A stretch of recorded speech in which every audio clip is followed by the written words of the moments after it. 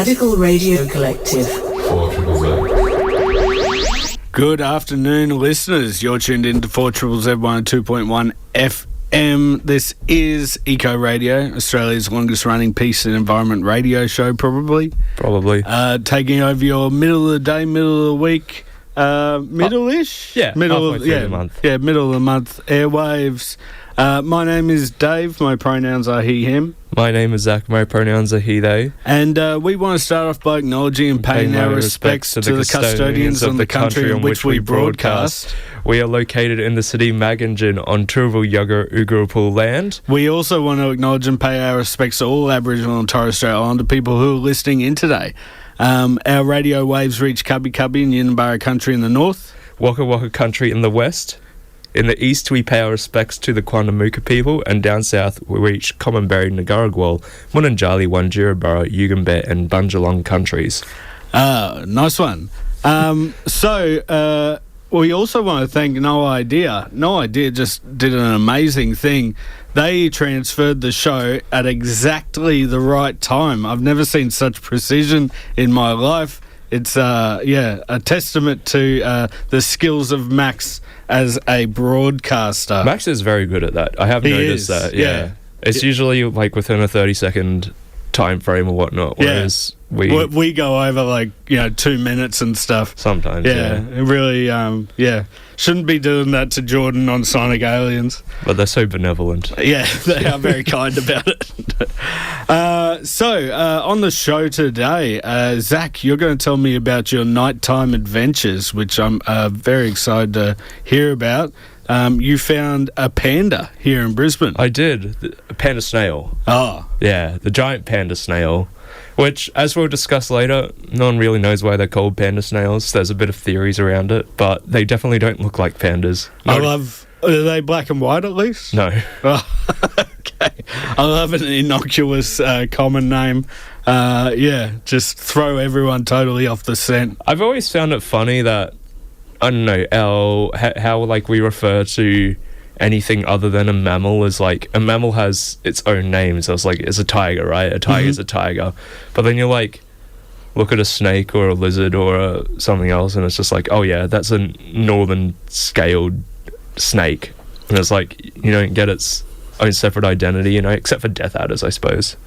I'm not sure what you mean. We do that with mammals, like the northern spotted tail quoll. Yeah, but a quoll's a quoll, whereas a lot of snakes is this is a small scaly snake. Oh, okay. Yeah, so snake's a pretty broad category, whereas a quoll is 6 or 7 species, something like that. Yeah, I think they're only and in Australia and Papua New Guinea. What else are we doing? Well, we're going to replay part 2 of an interview I did with Freedom Flotilla member Surya McEwen, who is currently on board a vessel to join the Global Sumud Flotilla. Also, long-time Ecoradio contributor Dane Yeoman, who has been contributing to Ecoradio since 2003, took action at Renee Coffey's Labour office yesterday, trying to bring change to our political complicity in the ongoing struggle of Palestinian people. Dane and Linda Rose sent us a recording of a spoken word performance that happened at the office, and so we're going to play that a bit later as well. But I want to start off the show with a song. This is Cable Ties, Say What You Mean. I heard it this morning on Unnecessary Knowledge with Branko, and I just thought it was such a fantastic song. I need to replay it again. So this is Cable Ties, Say What You Mean. Thank you to Branko for bringing us this hit. Paradigm Shifts podcast is available online and via your favourite podcasting app, challenging the assumptions of our current society to investigate alternative ways of living for a world based on justice, solidarity and sustainability. Tune in to the Paradigm Shift podcast. Just search The Paradigm Shift, 4ZZZ. Welcome back to 4ZZZ. This is Eco Radio. I am Dave. I am Zack. And we just heard then from Cable Tires was Say What You Mean. So, you see what I mean? Such a powerful, big, punchy song. Yeah. I see what you mean. You see what you mean. All right, so we're going to play our part 2 interview with Surya McEwen. So the Global Sumud Flotilla is a coalition of the Maghreb Sumud Flotilla, the Freedom Flotilla Coalition, the Global Movement to Gaza, and the Sumud Nusantara. Sumud in Arabic means resilience or perseverance. So last week, two vessels were hit by explosive transported by drones. The vessels were the Familia Madeira, and the Alma. Both of these vessels are still seaworthy, and they have currently set sail from Tunisia to break the siege of Gaza. If you go to the Global Sumud Flotilla.org website, there is actually a live tracker of all 39 boats taking part, 21 of which have left Tunisia, and another 17 are waiting to join the flotilla from Italy. So we will play you the second part of an interview I did with Surya McEwen. Part 1 we played last week but ran out of time to play the second part. So Surya is sailing with the flotilla from Italy. I conducted this interview with Surya in May last year when he was getting ready to sail for the first time. That voyage was attacked and Surya was not able to proceed on it. The voyage didn't go ahead, but this is what he had to say at that time. This is Surya McEwen. Going back to that, the previous vessel, that was one that you were planning to be on before it was bombed. That's right. Can you tell me what that was like when you were getting ready to set sail and then having the boat attacked? I mean, yeah, it was the middle of the night when it was bombed. It was going to be early morning, a few hours later, that we were going out on small boats to meet the ship. We got the messages. It was a chaotic moment of the risk analysis that we do for these sorts of missions. There's all sorts of possibilities that can happen. We did not expect them to be bombing us in European waters before we even started the journey. Yeah. They attacked the generator of the ship, so we basically lost communications short after the attack. And the last that we heard was that the drones were still surrounding and there was a big fire on the ship. It was taking on water. And so we had a pretty full-on morning, desperately worried about the people on board. Not sure if there was going to be more attacks, hoping that it wasn't going to sink in the meantime. We hastily tried to organise, obviously, the boats that were going to take us and the aid out to meet the big ship. Basically, just after the attack, they called us and said, look, we can't do that. Being told by the government we can't follow through with our commitment. So we had to find other little ships to take us out there to check on the people on board and the damage to the ship. But then we got intercepted by the Maltese Navy and we weren't allowed aboard. We were allowed to get quite close and we could speak to the people on board, but yeah, it was a full-on time. Yeah, so was that disappointing for you, not being able to go on this mission that you'd been planning for months? Absolutely. I mean, at that point, not a single piece of food or bit of water or medicine had been allowed into the Gaza Strip for months. And hundreds of people were starving to death. We were getting reports of, the horror was so intense that we were hugely disappointed that we couldn't do something about it. It was a bigger ship than the Madeleine. The Conscience was going to enable us to take about 15 tons of aid and medical equipment and food, which obviously is just a drop in the ocean. But a big part of these missions is to open up a humanitarian corridor and try to be the spark that awakens the world to intervene in the horror there. Yeah, because of the high celebrity status, I guess you would call, or high notoriety of some of the participants on the Madeleine.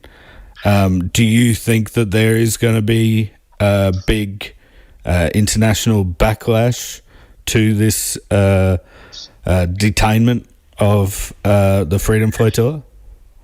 Absolutely. I think it's definitely put Gaza back on the map in terms of international media, and so it's been a successful mission on that level.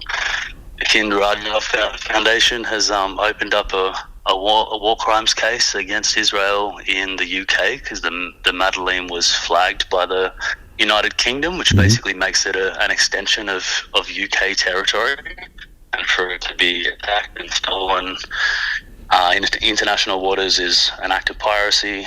The chemical attack on the people on board is considered a war crime, so they're taking that through the courts at the moment. It's definitely helped to garner international attention on what's happening in Gaza, and the Sumud convoy and the March to Gaza that's underway right now will also build on that momentum and hopefully can shift the direction of things for Palestinians. Yeah, I have seen that Israel has been has termed the yacht the selfie yacht, and saying that this is just a photo op. How does the Freedom Flotilla respond to that? I mean, Israel's consistently used all sorts of nefarious propaganda tactics to justify the genocide that they're committing right now. Responding to a genocidal apartheid state and taking them seriously, I don't think is a particularly meaningful thing to do. Mm-hmm. It was a very brave, very considered action, and hopefully there'll be many more. We'd like to see hundreds, thousands of ships take to the seas and break the siege. Yeah. People often don't realise the severity of the decades-long siege. You can see people start to be aware of, like, the collective punishment that's happening at the moment. The collective starvation of 2 million people deliberately is so horrific that there's like a growing awareness around that. But it's been going on for decades. Mm-hmm. There's been an Israeli policy in Gaza of two policies. One, they describe as mowing the lawn, which is basically every couple of years just bombing the hell out of Gaza and attacking the civilian population without holding back at all in an attempt to kind of make Gaza unlivable for 2.3 million civilians at the time. They also have a policy that they call putting them on a diet, which is a horrific policy of, like, it's a concentration camp. It's been a concentration camp for 2 decades, and it's completely surrounded. And putting them on the diet is basically a policy of only allowing enough calories into Gaza to keep people underfed, the whole population underfed. Even if that food was distributed perfectly, no one would have enough food collectively. And anything that we can do to bring awareness around that and to build a movement that transforms the state of being there, that undermines the occupation, the apartheid, and, like, creates a possibility of a peaceful, livable existence for Palestinians who deserve like autonomy and freedom of movement and peace, like all human beings. We'll keep fighting for that. Okay, so what can we do here in Brisbane or in Australia?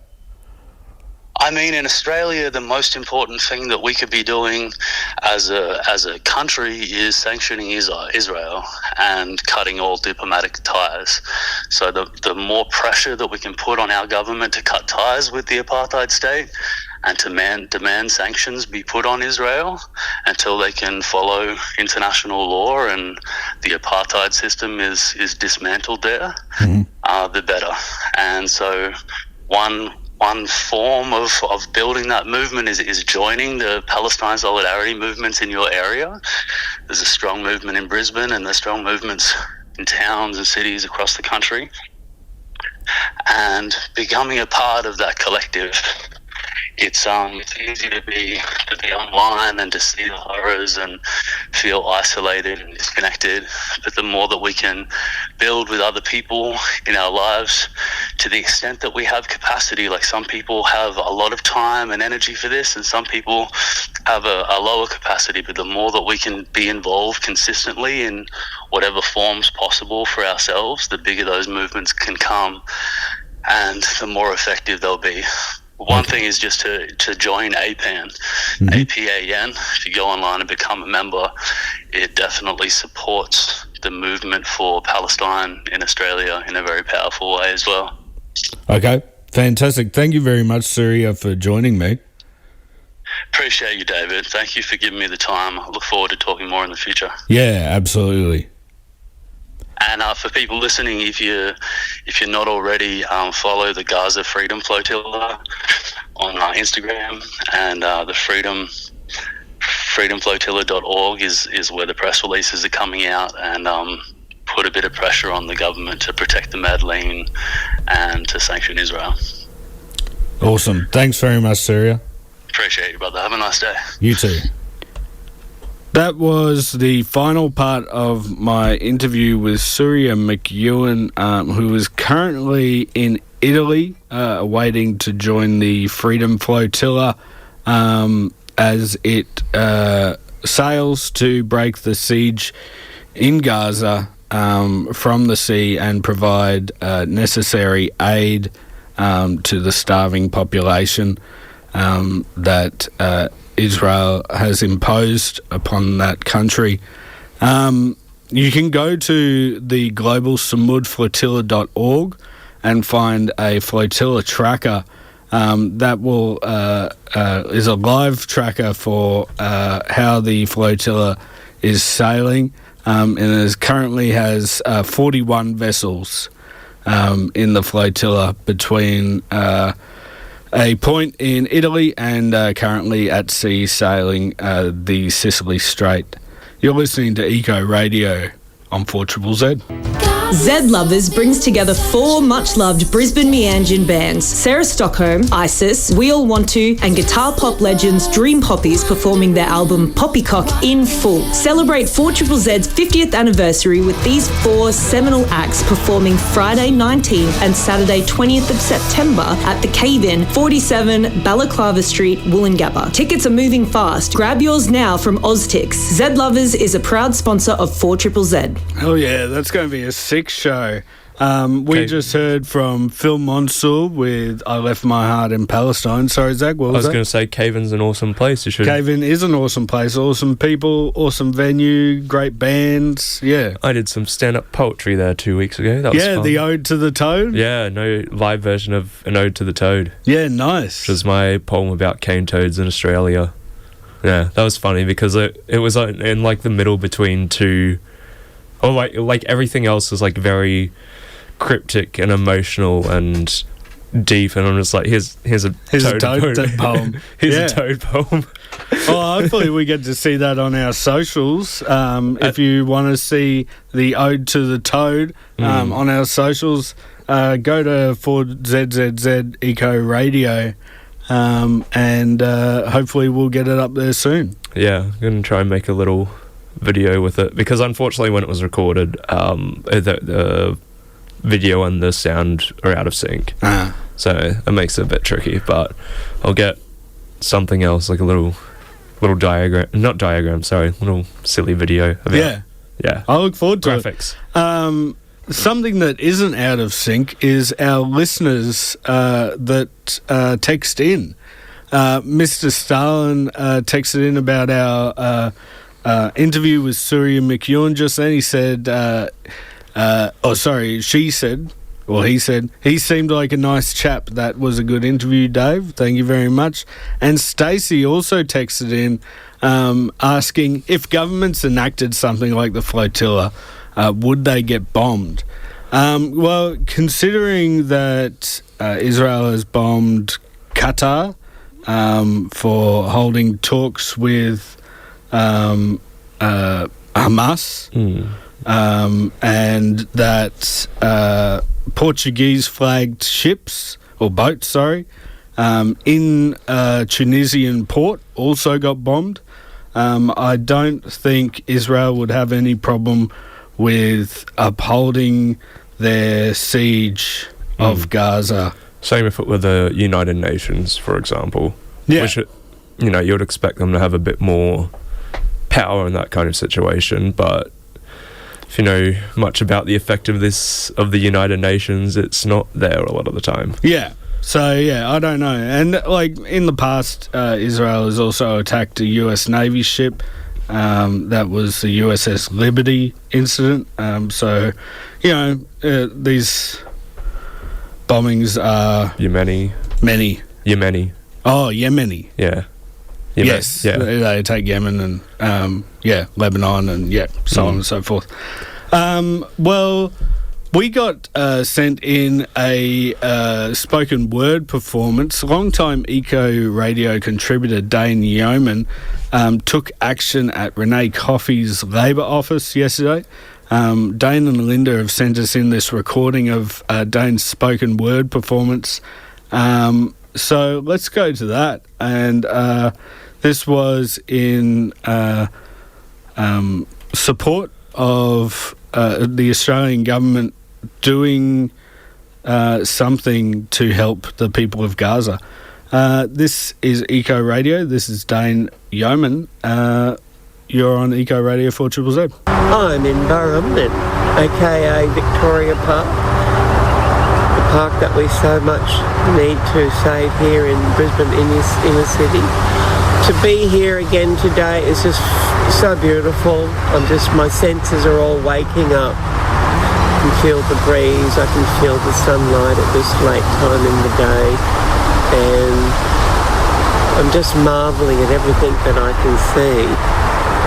It's really is a place for the soul in a big open green space like this one. This morning I was on a busy street in Stones Corner here in Brisbane, and we were in the street front outside the office of an ALP MP.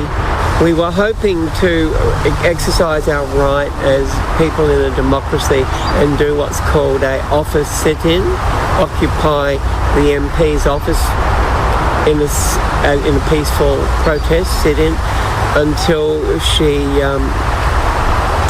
decided to listen to us and give comment on what we were asking her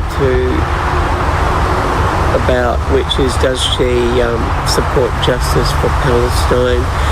But unfortunately she heard that we were coming, and she decided that in her job as an MP representing the people, that she decided she wouldn't be open. She closed. Which MP is it? The name is Renee Coffey. She appears to be a very likeable young woman. However, she's in the ALP party, so possibly she can't say a thing. She can't do a thing to help. So I wrote a poem. We were all requested to perhaps come along with some spoken word sets, as is a popular thing to say now. So we had our gathering for about 90 minutes in the front of her office. It was a nice experience for us, but not so effective when the MP's not there. But we're hoping that she or her staffers will not be able to resist the curiosity to visit some of the links that they're going to be sent, where we address some of our spoken word sets and our requests to her directly. So my spoken word set is titled "The Palestinian Children of Gaza." The Palestinian children of Gaza are hiding in the dark, starving, dying. The Palestinian children of Gaza have no places to play, nor family safety.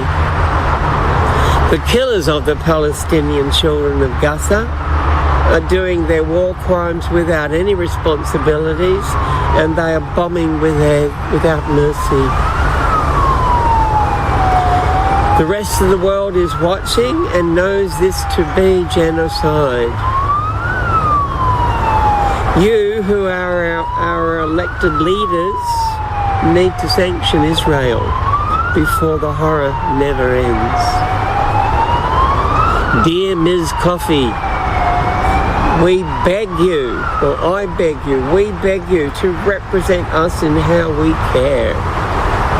Care about the dead, the trembling children, and the threatened deaths imminent in Gaza.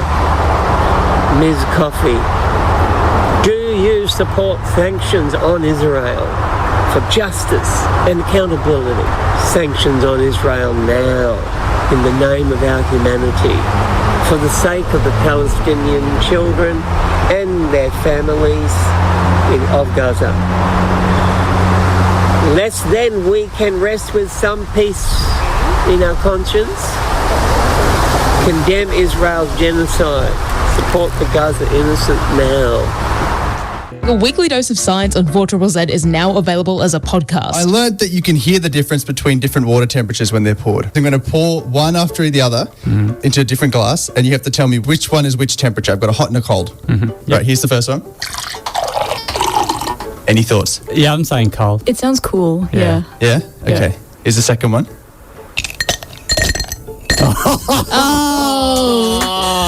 Well played. Shut up. Search No Idea 4ZZZ on your favourite podcasting app. That's spelled KNOW, like no idea. It's a visual pun on an audio platform. I don't know why we did it.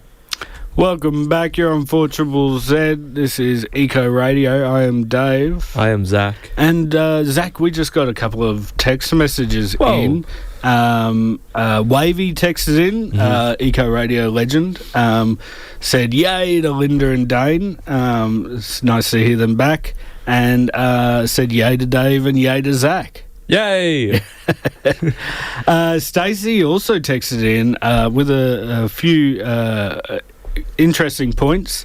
They said, can't think of anything more disempowering than begging an MP in an illegitimate country to say something. I got to say, it takes all sorts of different actions to change opinions and change the ways we live. That's just the way some people do it. Some people lock on to change the way that government operates, or the way that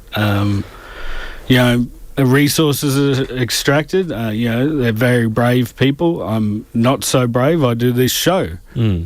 So a lot of people are doing different things to see the world they want to live in. But thanks to very much everyone for texting in today. If you want to become a subscriber to 4ZZZ and be a part of the text line love on this 50th year of our community radio station, you can do that by going to 4zzz.org.au/support and signing up, becoming part of the family. Then we can see your names and we can have a relationship. Yeah. A very one-sided relationship. If someone subscribes within the next 20 minutes, 15 minutes, 20 minutes, I will attempt to perform a live freestyle of their suburb name or their name. Oh, yeah, nice. Yeah. All right. I'm not going to be good at it, but that's all right. That's all right. We all try different things. And if you don't want to hear me do that, or if you would like the potential to win a prize other than that, this month, if you subscribe, there is a prize for Sea Legs Brewing where you can get some mixed cartons, a hat, and a cozy jumper. They do all kinds of beer flavours there. So if you do like beer, then there'll be something in there for everyone in their mixed carton, along with a hat and beanie, which is cool. Now, tell me, Zack, what have you been getting up to at night these days? Well, I am something creepy. Something Most of the time, I do like hanging out at the forest at night. That is one of my, the main enjoyments, I suppose. Actually, on Sunday night, I was walking around in the forest along a creek that went underneath the road somewhere. I was seriously considering scaring someone by just leaping up onto the road at night, but I didn't. So anyway, I am fond of walking at night, much more so than most people, and so that means I get to encounter some wildlife that people don't really see that often. And one of those that I saw a couple weeks ago and I've seen a few times before is the giant panda snail, which, as the name suggests, it is large for a snail and is in fact Australia's largest terrestrial snail. So it can reach a size slightly larger than that of a tennis ball. Whoa! Yeah, so about 10 centimeters in diameter, which is seriously large for a snail, I think. Not as large as some of those African snails, but it's the largest one we've got here. But judging by them having panda in their name, you would think they would have black and white blotches, or, you know, they would look coloured similar to a panda. Yeah, they don't look anything like that. They look like your typical snail. Just big. Just big. Yeah, so their shells are mostly shades of brown with some patterns on them. And then you may be wondering then why they're called a giant panda snail. Well, it's because they were given the genus name Panda in 1860, and then it was shifted to the current genus name of Hedaliella in 1914. Okay. And the word panda just stuck around in its common name. But the reason why it was given the genus Panda is, there's two explanations for that I've seen. The first is that we don't really know. Someone just did it and kind of just stuck along with it. The person who found it wasn't, William Pandaride or something? Not that we know of. Okay. That'd be pretty funny, though. Yeah. But the second one has nothing to do with the fact that pandas are black and white bears, but rather it was derived from the Latin word pandia, which means to stretch or extend. So okay, that makes a little bit of sense. The giant panda snail does have black, what do you call them, antenna? Yeah. But what adds some further to validity to that claim of the genus name deriving from Pandia for panda is that there's another genus of closely related snails that still have the word panda in their name, so they're called pygmy panda. They're that genus of snails, but smaller. Yeah, which is kind of cute. It's a cute name for a genus. It's a very big snail. It is a big snail. I would like to think, though, that if you squinted really hard at the snail's actual fleshy body, or foot as it is referred to in science, it could look panda-ish. Oh, okay. Maybe if you squint real hard to the point where your eyes are closed. Yeah. Or when you push fingers into your eyes with your eyelids closed and sometimes it feels like a bit starry. Maybe like that. Okay. Oh, maybe I'm a masochist. Yeah, but don't do that. Anyway, so the reason why it is called a foot is because this is a snail's body, I should say. It's the reason why it's called a foot is because it is flat, muscular, and used for locomotion. And snails and slugs are part of the group called gastropods, and that literally just translates to stomach foot. They got a stomach and they got a foot. And this refers to the stomach and internal organs being directly above the foot. In fact, the anus sits directly above their head. Okay. They're shitting on their own head. Yeah. I swore, I'm sorry. Anyway, back to the giant panda snail. They have two pairs of tentacles on the head, both of which are black, with the upper set being twice as long as the lower, and they have their eyes, those upper stalks, and the lower pair are used for touch, taste, olfaction, that sort of thing. So the range of the giant panda snail is from the Hunter Valley in New South Wales to the Mount Glorious region around Brisbane, and they've sort of just the maximum they've been recorded is a bit inland from Nambour region. Okay. So they are a local around here, and they are quite widespread, and they can be found slightly east as well, so towards Brisbane and whatnot. I think I saw someone on Reddit who posted about finding one in their backyard in Clayfield at one point. Whoa. So nice. They get around. And they are fungivores, which means they primarily eat fungus, but they can also eat on rotting fallen leaves, and they are nocturnal. These guys are predated on by various species of birds, including the noisy pitter, and both species of lyrebirds and scrub turkeys. The pitter has been observed to smash the snails on rocks to open it. Oh, right. Yeah, very innovative by them. But there was a study done by Michael J. Murphy in 2002. There's not that much information, not many studies done on snails or the giant panda snail because they're invertebrates and no one really cares about them. Is that right? Yeah. People don't really research snails and slugs and... Just anything that doesn't... Well, it's not where the money is, you know. Anything that doesn't have a backbone is like, no one really cares that much. Oh, that's so sad. Yeah, it is. I can tell you that as an entomologist, Dave. But yeah, there was a study published in 2002 by Michael J. Murphy called Observations on the Behaviour of the Australian Land Snail Hedaliella falconeri, which is the scientific name for the giant panda snail. And this study confirmed that the snails are primarily nocturnal, and during the day they hide underneath logs or in leaf litter, both of which are moist during the day. That's another really important thing to mention, in that they do require high humidity, otherwise their bodies will desiccate. They will lose all of that moisture in them, and that is not healthy for the snail. The snails are more likely to be active and move further on wet nights, so if it's dry, you're not really likely to see one that much, but yeah, if it's out there raining, more likely to see one. The snails on average moved 8.7 meters per night, which isn't a whole lot, but the largest of a single individual was 21.72 meters, and that is quite impressive for a snail, I think. It would have been quite a trip to get from Mount Glorious to Clayfield for that one snail then. Yeah.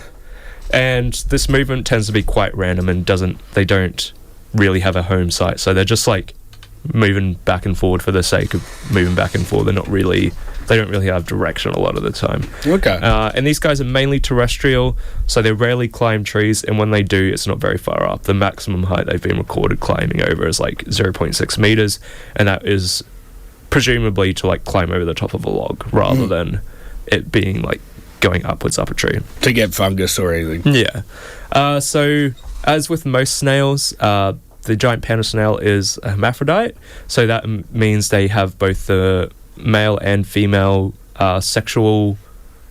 produce male and female sexual cells. So they produce both eggs and sperms, and they mate in February, and they hatch as a miniature version of the adult and grow slowly, and within the first year they may not even double in size, and it takes several years for them to reach their maximum size. So they're quite long-lived for a snail as well, I would like to think. Yeah.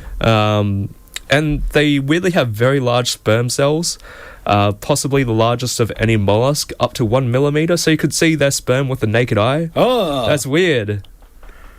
Like an individual sperm. Yeah. Oh, that's so weird. And their eggs, they, much like them, are very large too. They produce 15 to 20 in total, and they can potentially weigh 2 grams and reach up to 1.5 centimeters, so it's like the size of a bird egg. Like a small bird egg. You know? Right. Weird. These guys are cool as well, though, because some people have kept them as pets, but they need some very, very specific requirements, that of high humidity and temperatures lower than 28 degrees, so I wouldn't recommend it if you're a novice whatsoever. Also, another reason I wouldn't recommend it is that most breeding in captivity has been pretty unsuccessful. Right. So a lot of them would just be taken from the environment, which isn't cool. But there have been some more recent successes recently, so perhaps there'll be a point where you'll be able to breed your own giant panda snails at some point. It would be nifty. Yeah, you don't see snails as pets very much. No. I think I had a hermit crab growing up. I suppose that's not a snail, but no, it's not. I'm no expert. Yeah, has a shell, is wet. But yeah, in general, giant panda snails are cool snails, and you know, get out there and have a look for them sometimes, potentially. I see them up on Mount Tambourine quite often. Nice. Now, Dave, I want to ask you, what do you think the largest snail in the world is? Or, like, if you were to give size estimates? I mean, this being the size of a tennis ball is pretty big, I'd say. This is so much bigger than that. So much bigger. Yeah. No, like, soccer ball? Okay, so I don't know about size of the shell itself, but this is... there's a species called the Australian trumpet, which is an ocean-dwelling creature, and it can reach up to 75 centimetres long. 75 centimetres? And weigh 18 kilos. Holy dooly. It's a big snail. So that's an ocean... a sea snail. Yeah. Don't introduce that one to the French. They'll get into it straight away. Mr. Stalin has asked, is that the one on SpongeBob SquarePants? I'm not real familiar with the show, so I don't know. But that's a huge snail. I've got a picture of it, like someone holding the shell. Yeah. It's crazy big. It'd be like, did you ever watch the original Dr. Dolittle? I haven't seen even the remake of the Dr. Dolittle. Well, in it, he travels in the snail's shell. Yeah. That's cool. Yeah, it's very magical. But, like, I'd imagine that's, like, that's getting there. That's crazy. Well, thanks for that, Zach. You're welcome. That's brought us all this updates on snails. The giant panda snails. Giant panda snail. Yeah, and giant panda snail lore. Giant snails in general. That's awesome. So, are you going to go out looking for more in the evenings? Probably. It's getting to snaking season again, so... Oh, yeah, so that'll take priority over snails. I mean, I do a walk, go for looking for the snakes, then I'll go for a walk at looking for the snails same night. Yeah. For one. Well, there are other things that people can do to get involved with the environment. Here's a little thing that we call the Bushcare Roundup. It's a Bushcare Roundup. They've been pulling out weeds, and then they put in trees. It's the Bushcare Roundup. All right, cracking on Thursday the 18th, that's tomorrow at 8 a.m. You can go to the John Oxley Reserve Bushcare Working Bee. That's John Oxley Reserve in Murrumba Downs. On Saturday the 20th at 9, there is the Community Butterfly Survey, and that one is at the Archerfield, Wetlands and Durack. From 9 till 10, there is the Creek Explorers, that one's in Lions Riverdale Park in Jimboomba. From 9 till 11 a.m, there's a Community Butterflies... Oh, I've got that one there twice. Whoopsies. Just repeat it again because there's a Community Butterfly Survey there in at the Archerfield Wetlands in Durack. From 2 till 4 p.m, there is the One Way Bushcare first year anniversary celebration, and that one is at 58 Wenham Way in Brisbane Downs. Then from 2 till 5 p.m, there is the Armwood Place Bushcare, and that one is at the end of Sunshine Avenue in Tarragindi. Happening on Sunday the 21st at 7:30 a.m, you can go Harmon's Reserve Working Bee, that's in Manly. At 8 o'clock, you can go to the Working Bee at Thredbo Place Park in Belmont. At 8 o'clock as well, you can go to Rosglen Street Working Bee. That's the end of Rosglen Street in Greenslopes. At 2 o'clock, you can go to the Bushcare and Beer, happening at Oxley Creek Common at Rockley. And on Wednesday next week, nothing. Nothing. Yeah, nothing. Except Ecoradio again. Yeah, Ego Radio. So thanks so much for listening. Stick around for the coolest cat on radio. This is Jordan with Sonic Aliens. You've been listening to 4ZZZ Eco Radio. Take it easy. For your dose of news, current affairs, and analysis, tune in to 4ZZZ 102.1 FM, 12 to 1 p.m. daily. Only Human, Eco Radio, Paradigm Shift, Megahertz, and Brisbane Line, Tuesdays, Thursdays, and Saturday. 4ZZZ 102.1 FM, People-Powered Radio.